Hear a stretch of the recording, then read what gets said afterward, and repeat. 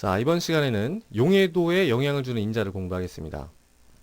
뭐에 대한 얘기냐면요. 지금까지 용해도 평형은 어땠나요? 상황이 단순했었죠. 순수한 물에다가 침전만 녹였어요. AgCl을 예로 들어보면은 순수한 물에다가 AgCl만 녹였습니다. 자, 그럼 평형에 도달해서 어떻게 됐어요? 미량의 Ag 플러스랑 미량의 Cl 마이너스가 이렇게 녹아 나오죠.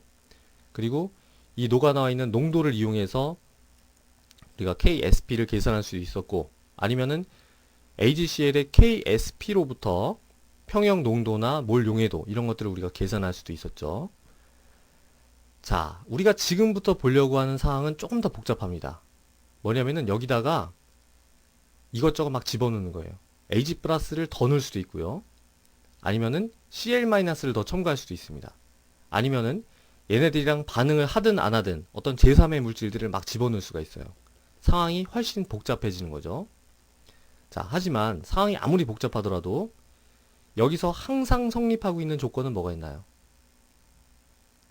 그 전부터 무지하게 많이 말씀드렸던 거죠. 바로 평형상수가 일정한 값을 유지한다 이거예요. 온도만 똑같으면 여기다가 무슨 짓을 한다고 하더라도 평형상수 값은 일정하게 유지가 됩니다. 평형상수 뭐예요? KSP는 Ag 플러스의 농도 곱하기 Cl 마이너스의 농도죠. 자, 이게 무슨 뜻이에요? 온도만 일정하면 여기다가 무슨 짓을 하든지 간에 뭘 넣고 뭘 빼든지 간에 상관없이 Ag 플러스의 농도랑 Cl 마이너스의 농도의 곱은 항상 일정하게 1.8 곱하기 10의 마이너스 10승 유지한다 이겁니다. 이 값은 중요하지가 않아요. 값이 똑같이 유지된다. 이게 중요한 거죠. 자, 순수한 물에다가 AgCl을 녹이면 어떻게 되나요? 얘 하나 녹아 나올 때 얘도 하나 녹아 나오게 되죠. 1대1로 존재하게 됩니다. 하지만 외부에서 Ag 플러스를 가한다든가 Cl 마이너스를 가하면 이제 더 이상 1대1이 아니겠죠. 농도가 막 변합니다. 커질 수도 있고 작아질 수 있어요. 하지만 평형에 도달하기만 하면 그때 Ag 플러스의 농도랑 Cl 마이너스의 농도를 곱하면은 항상 1.8 곱하기 10의 마이너스 10승 똑같은 값을 유지한다 이거예요. 어떠한 평형에 위치든지 상관없이. 자, 그래서 실질적으로 여러분들이 아무리 상황이 복잡하다고 하더라도요. 여러분들이 여기 있는 요 식만 이용을 하면은 어떠한 상황에서도 평형 농도나 몰 용해도 이런 것들을 다 계산할 수가 있습니다. 자, 하지만 우리가 이제 구체적으로 이런 미지의 그 농도를 구하는 거는 굉장히 간단한 상황에만 우리가 적용을 할 거고요. 더 중요한 건 뭐냐면은 이렇게 평형에 도달해 있을 때 외부에서 어떤 요인이 가해질 때 평형의 위치가 어느 쪽으로 이동할 것이냐, 예를 들면은 용해도가 커질 것이냐 작아질 것이냐 이런 것들을 우리가 예측하는 게 더 중요합니다. 자, 요게 바로 뭐였죠? 바로 르 샤틀리의 원리죠. 예. 우리가 15장에서 공부했던 르 샤틀리의 원리입니다. 뭐예요? 평형에 도달해 있는 개에 어떤 외부 요인이 가해졌을 때 평형의 위치 변화를 예측하는 거 바로 르 샤틀리의 원리죠. 그래서 간단히 얘기하면은 우리가 지금부터 뭘 볼 거냐면요. 용해도 평형에다가 르 샤틀리의 원리랑 평형상수의 기본 원리를 적용하는 겁니다. 우리가 평형상수의 기본 원리는 그 전에도 적용을 했었죠. 이제 거기다가 추가적으로 르 샤틀리의 원리를 더 적용을 하는 거예요. 예. 자, 뭡니까? 새로운 내용은 하나도 없는 거예요. 전부 다 우리가 15장 화학평에서 공부를 했던 거고 그 화학평의 기본 개념을 용해도 평형에다가 적용을 할 뿐입니다. 자, 그럼 이제 어떠한 인자들이 이 용해도 평형에 영향을 주느냐 몇 가지가 있는데요. 하나씩 보겠습니다. 첫 번째는 공통이온 효과예요. 공통이온 효과. 이거는 우리가 산염기에서도 공부를 했었죠. 예를 들어서 AgCl이 Ag 플러스랑 Cl 마이너스로 이렇게 해리가 되죠. 근데 거기다가 평형에 도달해 있는 개에다가 Ag 플러스를 확 넣어줬어요. 그럼 어떻게 될까요? 그럼 르 샤틀리의 원리로 평형 위치가 왼쪽으로 확 이동을 하죠. 용해도가 감소하고 이런 여러 가지를 우리가 예측할 수도 있고 원한다면은 평형상수 그 값을 이용해서 계산할 수도 있습니다. 용해도나 얘네들의 평형 농도 다 계산할 수가 있죠. 자, 두 번째는 뭐냐면요. 바로 pH입니다. pH에 따라서 용해도가 변하는 그런 그 불용성 화합물들이 많이 있어요. 예를 들면은 이제 AgCl은 pH에 의해서 영향을 받지 않지만 CaF2 이런 애들은 영향을 받습니다. 왜 그럴까요? 더하기 2개의 F-로 해리가 되는데 자, 이 주위에 H 플러스가 들어왔다. 그러면은 Ca2 플러스랑은 사실 반응을 별로 안 하지만 얘는 뭐랑 만날까요? 그쵸. 여기는 F 마이너스랑 척 붙어버립니다. 왜냐면은 F 마이너스는 약염기죠. 예, H 플러스랑 반응을 합니다. 그렇기 때문에 pH가 낮아지면 얘가 많아지고 산염기 반응에 의해서 얘가 없어지게 되겠죠? 그럼 르샤틀리에 원리에 의해서 평형의 위치가 더 오른쪽으로 가고 용해도가 더 증가합니다. 자, 용해도가 더 증가한다라는 것도 우리가 예측할 수 있고요. 원하기만 하면 여러분들이 어떤 pH일 때 용해도가 얼마다, 얘네들의 평형 농도가 얼마다 이런 것도 다 계산할 수가 있습니다. 하지만 이제 이런 거는 좀 복잡한 상황이기 때문에 실제로 계산하는 경우는 없고 그냥 르샤틀리 원리로 방향만 예측할 수 있으면 됩니다. 자, 세 번째는 뭐냐면요. 착화합물 평형입니다. 착화합물. 착화합물. 예를 들면은 지금 이제 여기 AgCl이 Ag 플러스랑 Cl 마이너스로 해리가 되는데요. 여기다가 암모니아를 넣어주잖아요. 자, 암모니아를 넣어주면 어떤 일이 일어나냐면은 암모니아는 Ag 플러스 이온하고 착화합물을 형성해요. 착이온을 형성해서 탁 결합을 해버립니다. 그럼 어떻게 될까요? 역시 아까랑 똑같이 Ag 플러스 이온이 없어지는 셈이죠. 그러면은 르샤틀리 원리에 의해서 평형 위치가 오른쪽으로 가고 Cl-의 농도도 커지고 용해도도 증가하는 그런 걸 우리가 예측할 수도 있죠. 또 예측뿐만 아니라 우리가 원하기만 하면은 여기서 이제 존재하는 평형상수가 있어요. 그 평형상수를 이용해서 얘네들의 농도도 우리가 계산할 수가 있습니다. 자, 그래서 이제 이런 여러 가지 요인들에 의해서 용해도가 변화를 하게 되고 구체적으로 하나하나 살펴보겠습니다. 자, 먼저 공통 이온 효과를 보겠습니다. 여기 지금 CaF2가 예로 나오는데요. CaF2가 물에 들어가면 어떻게 됩니까? 평형에 도달을 해서 미량의 Ca2 플러스랑 F 마이너스 두 개로 해리가 되죠. 자, 여기다가 Ca2 플러스를 확 첨가해 보겠다 이거예요. 그럼 어떻게 됩니까? 얘를 확 첨가하는 거니까 르샤틀리의 원리에 의해서 평형 위치가 왼쪽으로 확 갈 걸 우리가 예상할 수가 있죠. 예. 그럼 이 왼쪽으로 간다는 건 뭘 뜻하는 거예요? 오른쪽으로 가는 거는 녹아 나오는 건데 왼쪽으로 가는 건 다시 침전을 하는 거죠. 몰 용해도는 더 감소합니다. 우리가 르샤틀리의 원리로 아주 쉽게 예측을 할 수가 있죠. 자, 여기다가 F-를 가한다. 마찬가지입니다. F-이온을 가하면은 르샤틀리의 원리에 의해서 평형 위치가 왼쪽으로 가고 몰 용해도는 급격히 감소하는 걸 우리가 예상할 수가 있죠. 그래서 이제 그거랑 관련된 그래프가 나와 있는데요. 물에다가 NaF를 가하는 거예요. NaF는 물에 들어가서 어떻게 될까요? Na 플러스랑 F-가 되는데 Na 플러스는 아무 일도 안 합니다. 우리가 무시할 수 있고 아까처럼 F-이온을 넣어준 거랑 똑같은 상황인 거죠. F-의 농도가 늘어날수록 CaF2의 몰 용해도는 급격히 감소하는 걸 알 수가 있어요. 자, 지금 이 그래프만 봐도 급격히 감소해 보이는데 사실은 이게 로그 스케일로 되어 있는 거죠. 이게 지수로 되어 있는 겁니다. 그렇기 때문에 사실은 여기 있는 그래프보다 훨씬 더 수직적으로 급격히 감소하는 걸 우리가 알 수가 있죠.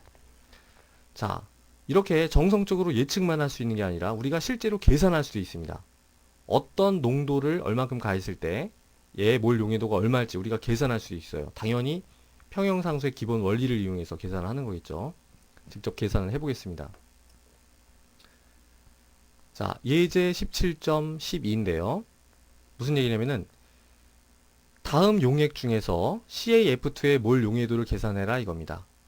지금 우리가 그 전까지 계산했던 건 뭐예요? 순수한 물에 CaF2를 넣었을 때 얼만큼 녹아 나오느냐 우리가 요걸 계산했었죠. 아까 계산을 해본 결과 뭐였냐면은 용해도가 2.1 곱하기 10의 마이너스 4승이었어요. 4승 몰 농도가 바로 몰 용해도였습니다. 자, 그냥 순수한 물에다 녹여도 이렇게 잘 안 녹아 나오는데 지금 뭐냐면요. 칼슘 이온이 듬뿍 들어있는 질산칼슘 이온입니다. 질산칼슘 용액이에요. 자, 질산칼슘을 물에 녹이면 어떻게 됩니까? Ca2 플러스랑 NO3 마이너스 이온 두 개로 분리가 되죠. 근데 여기서도 NO3 마이너스 이온은 아무 일도 안 해요. 우리가 무시할 수가 있습니다. 결국 우리가 이 용액 안에다가 CaF2를 넣었다라는 것은 이 안에 Ca2 플러스가 잔뜩 들어있는 용액에다가 CaF2를 집어넣은 거예요. 자, 그럼 뭐예요? 우리가 아까 표현식을 써보죠. CaF2는 Ca2 플러스 더하기 2개의 F 마이너스로 해리가 되죠. 그리고 KSP는 이때 항상 성립하고 있는 식이 뭡니까? Ca2 플러스의 농도랑 F-의 농도의 제곱이죠. 많이 말씀드렸던 거죠.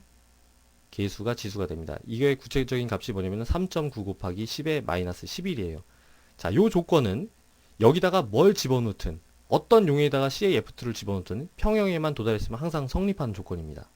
요걸 이용해서 우리가 문제를 푸는 거겠죠.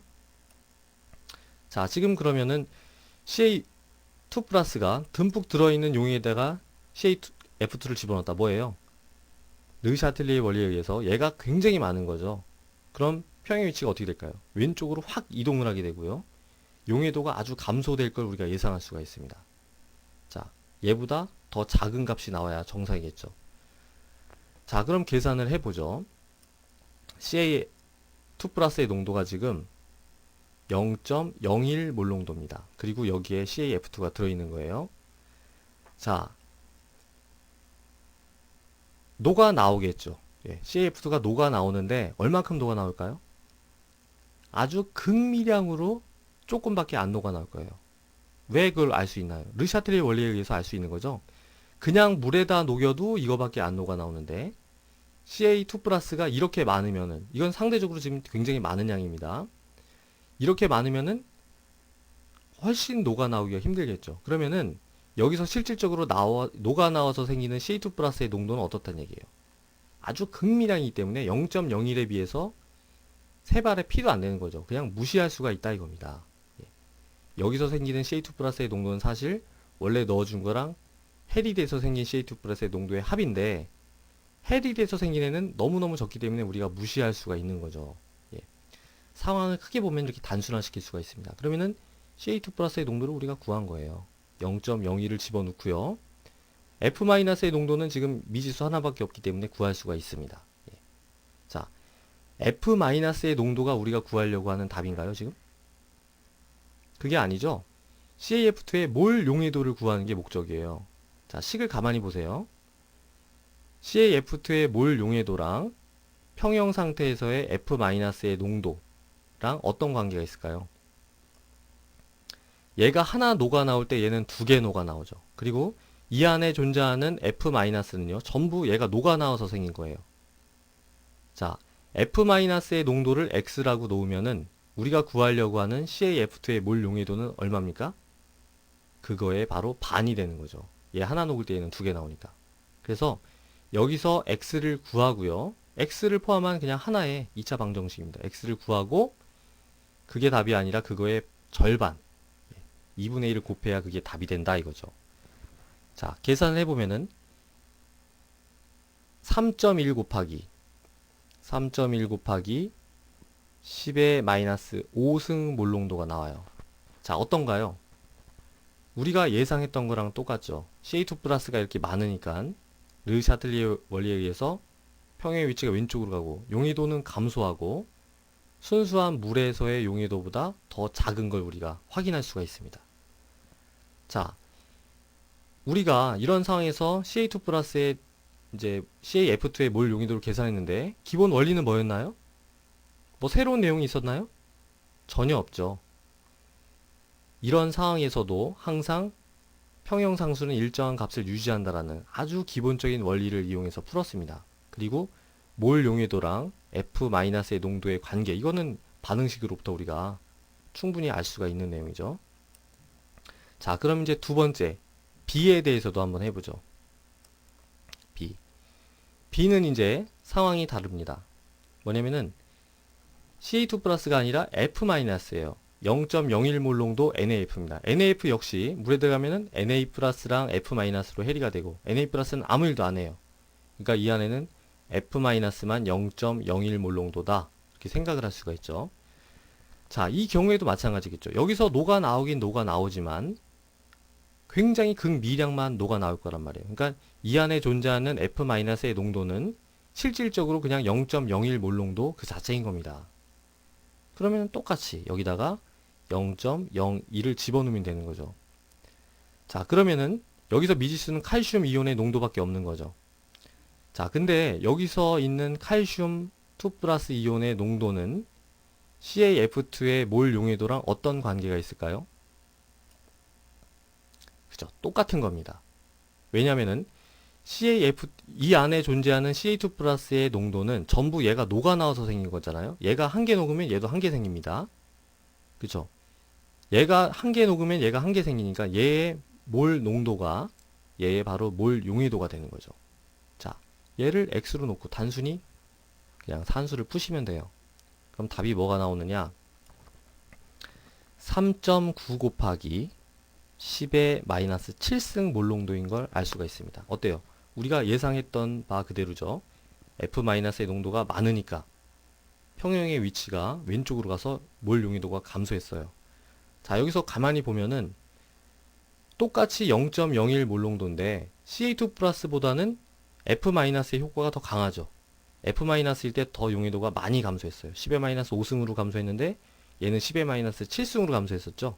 예, 왜 그런가요? 이게 계수가 2이기 때문에 그런 거죠. 얘가 두 개이기 때문에 르샤틀리 원리가 더 강하게 작용한다. 이렇게 그냥 쉽게 생각을 하시면 됩니다. 자, 어때요? 내용은 좀 복잡해 보일 수 있지만 절대로 까먹으시면 안 되는 거는 우리가 이용한 건 딱 하나밖에 없습니다. 평형상수는 어떠한 상황에서도 일정한 값을 유지한다.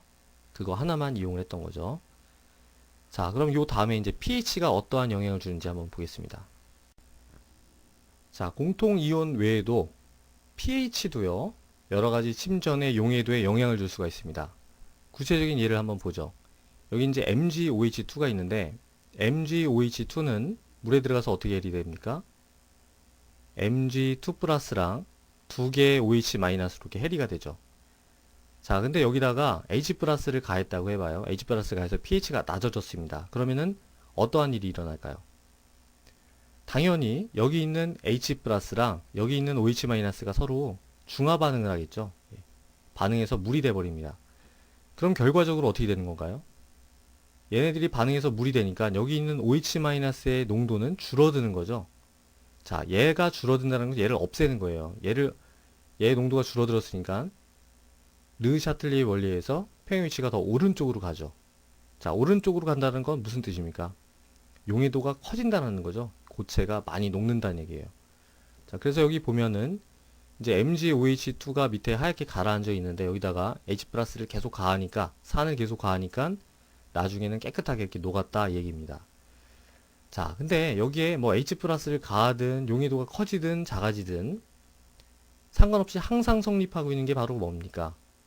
바로 KSP, 용해도 곱 상수가 일정한 값을 유지한다. 그 사실이죠. KSP는 Mg2 플러스의 농도랑 OH-의 농도의 제곱이죠.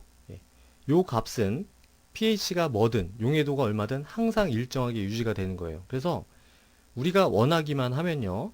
원하기만 하면은 요 식 하나를 이용해 가지고 어떤 pH에서 MgOH2의 용해도가 얼마고 얘가 얼만큼의 농도로 평형에 도달했는지 우리가 다 계산할 수가 있습니다. 하지만 이제 산염기가 이 pH가 이 용해도에 어떤 영향을 주는지는 이게 구체적인 계산은 별로 그렇게 상대적으로 중요하지가 않아요. 우리가 더 중요한 거는 여러 가지 침전에 대해서 pH에 따라서 용해도가 증가하느냐 감소하느냐 그런 거를 예측하는 게 더 중요합니다. 우리가 단순히 르 샤틀리의 원리를 적용해서도 알 수 있는 거죠. 자, 그럼 이제 몇 가지 침전에 대해서 한번 적용을 해보죠. 자, 여러 가지 물질이 있는데 다음 물질 중에서 어떤 게 염기성보다 산성에서 더 잘 녹겠느냐 이거예요. 산성이라는 것은 H 플러스가 더 많은 거죠. 자, A번 보죠. 니켈 OH2인데요. 얘는 물에 들어가서 니켈 2 플러스랑 두 개의 OH 마이너스로 해리가 되겠죠. 근데 여기에 H 플러스가 더 많아졌다 이거예요. 그럼 당연히 어떻게 됩니까? 아까랑 똑같은 예죠? OH 마이너스가 반응해서 농도가 줄어들고 평형위치는 더 오른쪽으로 가서 용해도가 더 커질 걸 예상할 수가 있죠. 더 커집니다. 아주 쉽게 예상을 할 수가 있죠. 자, 두 번째 물질 CaCO3예요. 탄산칼슘이죠. 탄산칼슘은 물에 녹아가지고 Ca2 플러스랑 CO3 2 마이너스로 해리가 됩니다. 자, 역시 여기에 H 플러스가 많이 들어가면 어떤 일이 일어날까요? 자, 얼핏 보면은 별 일이 안 일어날 것 같지만 사실은 반응이 일어나죠. 바로 얘입니다. 얘는 어떤 물질이에요? 얘는 약염기죠. 탄산에서 유래한 그런 약염기입니다. 탄산에서 H 플러스가 2번 떨어져서 만든 그런 염기죠. 당연히 여기 있는 H 플러스랑 반응을 할 수가 있어요. 그래서 뭐가 됩니까? HCO3 마이너스가 될 수도 있고요. H 플러스를 또 하나 받으면은 H2CO3가 될 수도 있어요.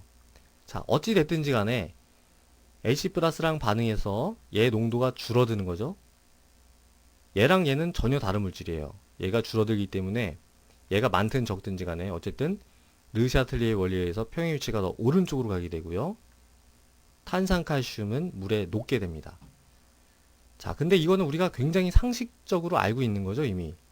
조개 껍데기에다가 염산을 넣으면 어떻게 됩니까? 그러면은 부글부글 끓으면서 이산화탄소 기체가 발생하면서 녹죠. 예, 그리고 우리가 이빨이 탄산칼슘 같은 걸로 돼 있는데 우리가 이제 콜라 같은 거 마시면은 이빨이 삭는다 이렇게 얘기를 하잖아요. 그것도 이거랑 관계가 있는 겁니다. 자, 여기서 발생하는 이 기체가 뭔가요? 바로 이산화탄소죠. 이산화탄소. 왜 생기는 건가요?